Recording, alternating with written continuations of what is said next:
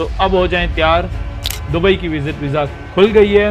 बेगर कह रहा है कि भाई हम 365 से लेके 500 दरम पर डे छाप रहे हैं। काफ़ी सारे जो है ना गंदे अंडे वहाँ भी पहुँचे हुए थे। खुशखबरी खुशखबरी खुशखबरी, मेरे पाकिस्तानियों खुश हो जाएं। यूएई ने अनाउंस कर दिया है दुबई की वीज़ा खुलने लगी हैं पाकिस्तानियों के लिए।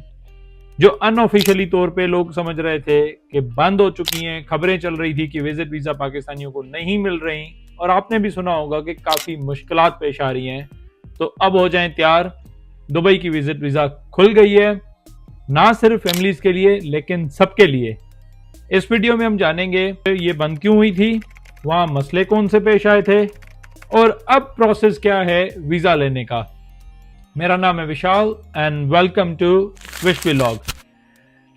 दुबई हुकाम ने जो है वो अनऑफिशियली तौर पे जो है वो स्ट्रिक्टनेस बढ़ा दी थी, कि आप कह सकते हैं टोटली बंद नहीं किया था यूएई विजिट वीज़ा अपने जो है वो पाकिस्तानियों के लिए, ना सिर्फ उनके लिए बाकियों के लिए भी किया था, लेकिन मैं इस वक्त पाकिस्तानियों के लिए बात करना चाहूँगा। अब वहाँ पे मसले मसाइल ये आए थे कि काफ़ी सारे लोग सोशल मीडिया पे जो है ना वो कुछ गन फैला रहे थे, सासी बातें कर रहे थे, कुछ लोग जो है वो पोस्ट वगैरह लगा रहे थे, कुछ बड़ा बुला कर रहे थे। आपको पता होना चाहिए कि यूएई में UAE government, UAE as a country या फिर यूएई नेशनल के बारे में कुछ भी बोलना लिखना वो एक संगीन जराइम है, क्राइम के मद में आता है, और आपके ऊपर केस भी हो सकता है, उसके साथ साथ डिपोर्टेशन भी हो सकती है। तो इस बात से आप गुरेज करें, क्योंकि हम जहाँ जाते हैं वहाँ के कवानीन तो आपको मानने ही पड़ते हैं, चाहे लोग यूएई जाएं, यूएस जाएं, यूके जाएं, ऑस्ट्रेलिया जाएं, कहीं भी जाएं। आप जहाँ जाएंगे आपको वहाँ के रूल्स एंड रेगुलेशंस फॉलो करनी पड़ती हैं। उसके साथ साथ वहाँ पे कुछ स्कैम निकले थे जिसमें जाली जो है वो डिग्री पाई गई थी। उसके बाद उन्होंने कह दिया कि भाई डिग्री अटेस्ट होना ज़रूरी है ताकि पता चले कि ये वैलिड है। ये एक रिक्वायरमेंट उन्होंने रखी थी, चलें वो भी माना जा सकता है, क्योंकि चंद गंदे अंडों की वजह से जो है ना वो सारी कौम बदनाम हो रही थी। उसके बाद ज़रा मामला आए थे कि कुछ लोग क्या कर रहे थे कि लोगों को बुला रहे थे, स्पेशली रमज़ान में या फिर पीक सीज़न में, उनको फिर अलग अलग मस्जिद के बाहर खड़ा करके जो है ना वो उनसे भीख मंगवा रहे थे। अब इनकी मजबूरियों का फ़ायदा उठा के वो लोग उनको बुला रहे थे, उनके घर वालों को भाई हम इतने पैसे दे देंगे, बंदा हमें 3-4 महीने के लिए दे दो, ये काम करना है। जबकि पाकिस्तान को पता होना चाहिए कि यूएई में भीख मांगना भी क्राइम है। Police have repeatedly reminded the public that begging is a crime punishable by law. अगर आपके पास जेन्युइनली मतलब जो है पैसे नहीं है, हेल्प चाहिए, तो वहाँ पे एनजीओज हैं। Instead, make donations through registered organizations only. Red crescent है यूएई की, इमारात की, वो हेल्प करती है। मेरा खुद का तजुर्बा है, एक बंदा भीख मांग रहा था, उसकी मदर को जो है वो कैंसर हुआ था।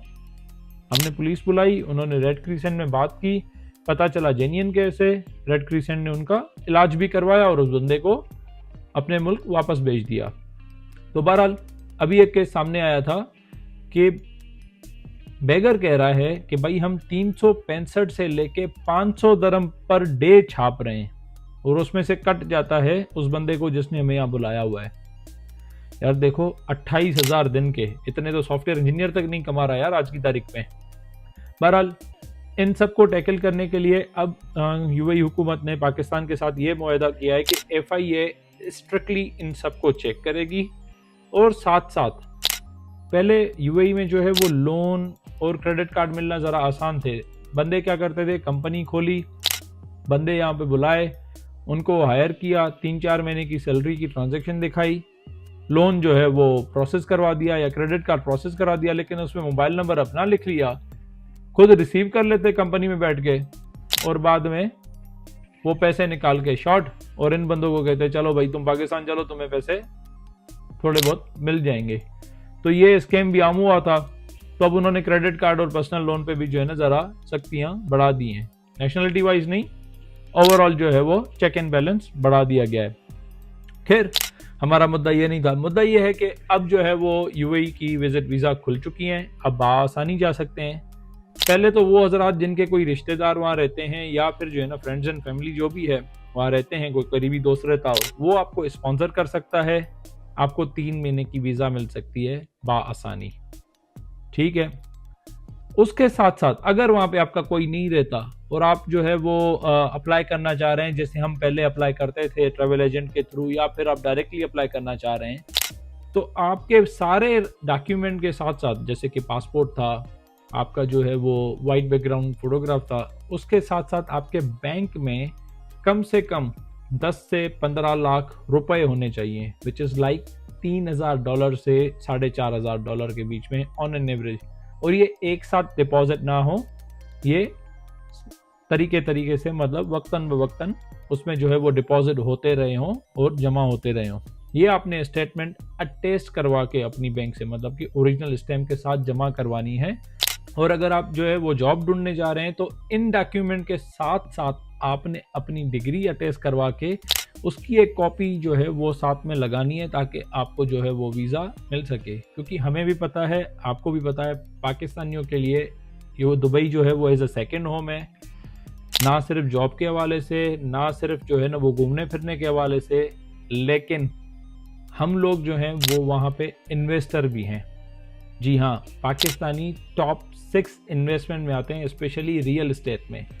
काफ़ी कारोबार आप देखेंगे पाकिस्तानियों का है। इवन एमिरेट्स जो है वो भी पाकिस्तान ने ही स्टार्ट करवाई थी, बल्कि यूएई ने उसका जो है वो खैर मकदम काफ़ी मर्तबा किया हुआ है। काफ़ी चीज़ें हमने वहाँ पे डेवलप की हुई हैं, बट कुछ गंदे अंडों की वजह से हमें जो है वो तकलीफ़ का सामना ज़रूर हुआ था, लेकिन अब ये तकलीफ़ हट चुकी है और विज़िट वीज़ा जो है वो बाकायदा ऑफिशियली खुल चुकी हैं। बस तकलीफ़ इतनी है कि आपने ये सारे डॉक्यूमेंट वहाँ पे जो है वो एम्बेसी में जमा कराने हैं वीज़ा के साथ साथ। और जब आप ट्रैवल कर रहे होंगे, या तो आपके पास जारी होनी चाहिए, मतलब आपका जो दोस्त जहाँ पे रह रहा है उसका रेंटल एग्रीमेंट कॉपी होना चाहिए आपके पास, साथ साथ उसकी एमिरेट्स आईडी कॉपी। अगर ये नहीं है तो होटल बुकिंग कंफर्म हो, प्लस 3,000 दरम आपकी जेब में कैश होने चाहिए। क्रेडिट कार्ड या डेबिट कार्ड पे वो कम बिलीव कर रहे हैं आजकल। और रिटर्न टिकट लाजिम है।